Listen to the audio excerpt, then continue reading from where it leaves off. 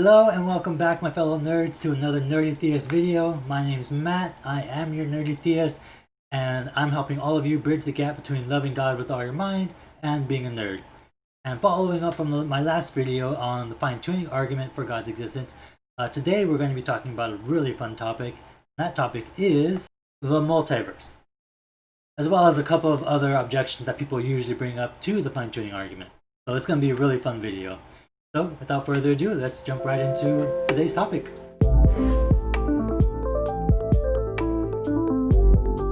Now, no matter what shade of nerd you are, I'm pretty positive that you guys have heard of the multiverse at some point. Rick and Morty has one, Dragon Ball Super has one, even Supernatural has a multiverse now. Slight spoilers, yeah, if you're not caught up.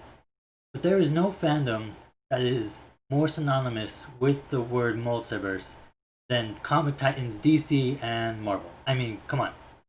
Just earlier this year, we had that whole Crisis on Infinite Earths crossover event on the CW shows. And I was blown away by it. It was amazing. Sorry for nerding out, but it just had to be said, that crossover was great. But you guys know that the multiverse is an actual scientific hypothesis. It's not just something that's in comic books and pop culture TV. And the multiverse is actually a scientific hypothesis that's usually used as a way to get out of the fine-tuning argument and escape the implication that there is a designer. The way this is done is that the multiverse allows one to resurrect the chance idea as opposed to the universe being designed. Now, if you remember from my last video, the problem with chance is that the probabilities and things that have to have been just right for our universe to be able to sustain any kind of life, not just human life, but any kind of life at all, is so small that chance is not a reasonable option to choose. We are more likely to assume that it was rigged, or that there was some kind of intelligence behind the events that occurred. But with the multiverse, you no longer have just one universe to go off of. You now have an innumerable amount of universes, each one with different constants that help govern the laws of physics in their respective universes. What that means is that with the more amount of universes that we have, it now raises the chances that you would get a universe like ours that allows for life to happen. Because even though the odds are so incredibly small, given enough universes that pop into existence in the multiverse, it's almost guaranteed that you're going to have a universe that allows for life, even though most of them don't allow for life. This would kind of be akin to, like in my previous video with Exodia and Yu-Gi-Oh! If you had multiple decks in front of you with Exodia in them, and you just shuffle each one and then draw the top 5 cards, with enough decks and with enough shuffling, eventually you're going to get that Exodia in the first turn. That's what the multiverse would do with chance and the fine-tuning problem. You now have the opportunity to say, yeah, we can go with chance because there's so many other universes out there that it was bound to happen that we would get the universe that we have now, be able to sustain life. But is this really a good objection or counter rebuttal to the fine-tuning argument? Does it really help with the idea of chance? No, it doesn't. And there's 2 reasons why. First reason is that whatever is generating the multiverse, whatever is causing these universes to just pop into existence, this thing is going to have to be governed by the laws, some sort of laws of physics itself, and there's a possibility it's going to have its own constants that require fine-tuning as well. So really all you're doing with the multiverse is just kicking the problem up the street. Because now we move from how is our universe fine-tuned for life to why is the multiverse generator fine-tuned to generate multiverses? And that's a big problem. Because like I said, all it does is just push the question back. It doesn't really address anything. We would have to have a more robust idea of the multiverse, which we are nowhere near having. To really learn about whether or not the physics that allow the multiverses to come into existence need to be fine-tuned themselves. Now, the second problem with the multiverse theory is a lot more dangerous, in my opinion. And it's the problem of the Boltzmann brain. What's the Boltzmann brain problem, you ask? Well, to put it simply, if the multiverse theory is true, then you either actually look like Andros from Star Fox 64, only I have the brains to rule my life, or that brain civilization from Futurama.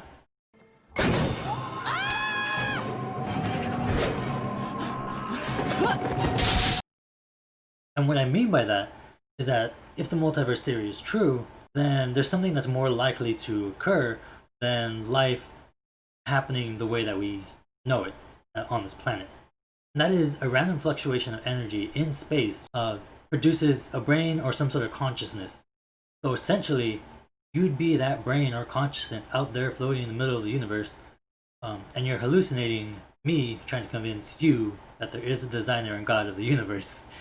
So congratulations, you played yourself. And this is a big problem for the multiverse. Because like I said, if the multiverse theory is true, then a brain just popping into existence from the energy, the random area of the universe, is more likely to occur than the life that we know it on Earth. Physical life, embodiment, whether it be human or other animals. And you're probably wondering to yourself, why does this matter? So what if we end up being a brain? Well, it matters for a couple of reasons.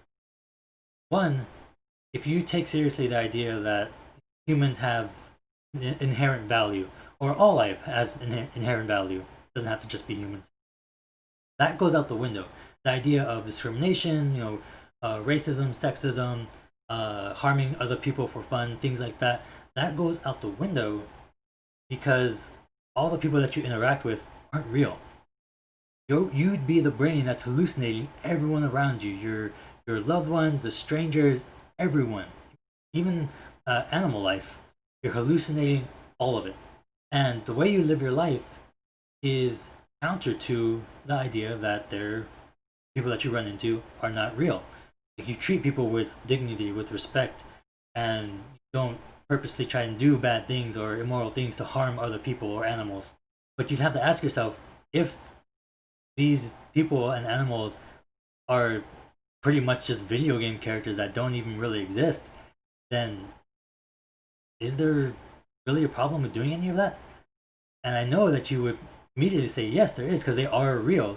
We have this instinct, this belief that the external world is real, that we are not hallucinating everything and everyone around us. But if you accept the multiverse theory, you have to accept that that is a more likely explanation than the people around you being real. And so the multiverse theory just completely leads to just terrible ideas. And like I said, the reason why I said it's dangerous is because it leads down this path of, well, if no one's real, then what does it matter what I do to anyone or anything? And I think that any explanation of reality that gets you to say that what does it matter whether or not we harm or do some things to other people or animals or to the planet is not a good explanation.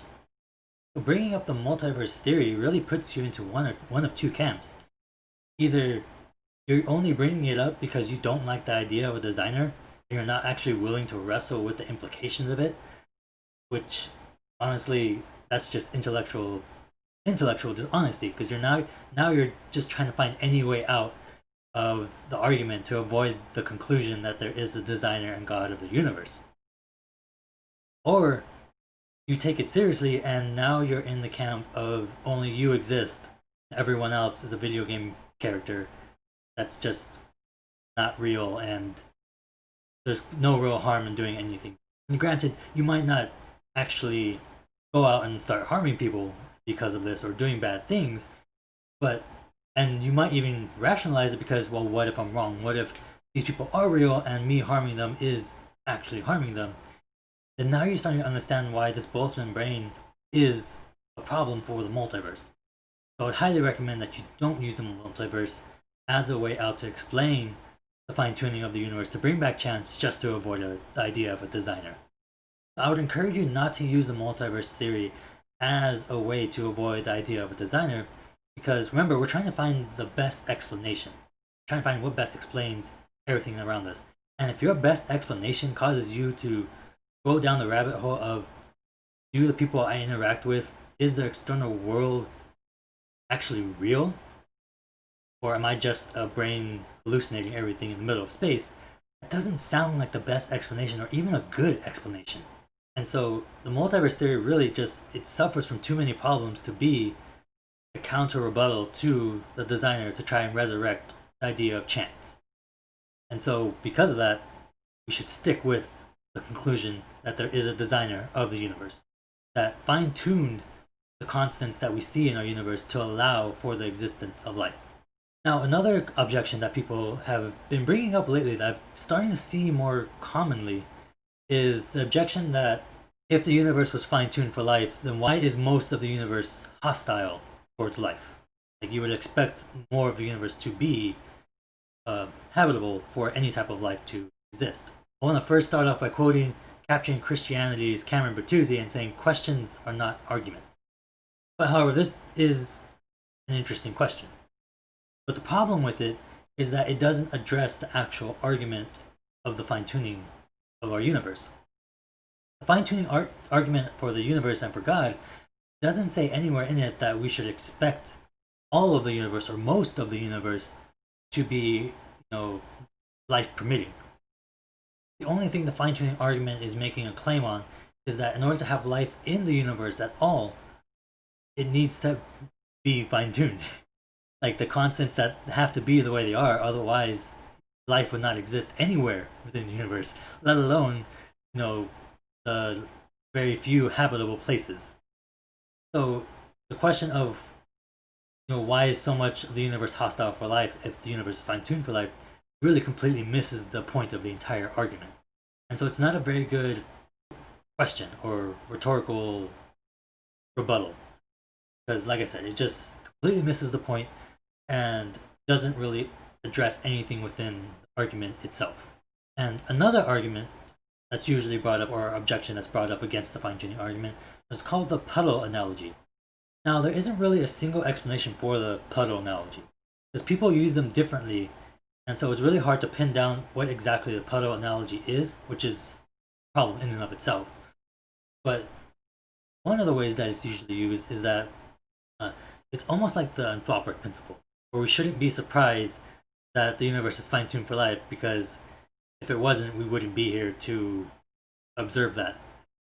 Now, the problem with both the anthropic principle and this puddle analogy is that it ignores the question. It doesn't really answer anything. All it's saying is that, well, yeah, if the universe wasn't fine-tuned, we wouldn't be here to know that. So obviously it's fine-tuned. But the fine-tuning argument is asking, well, what's the best explanation for this?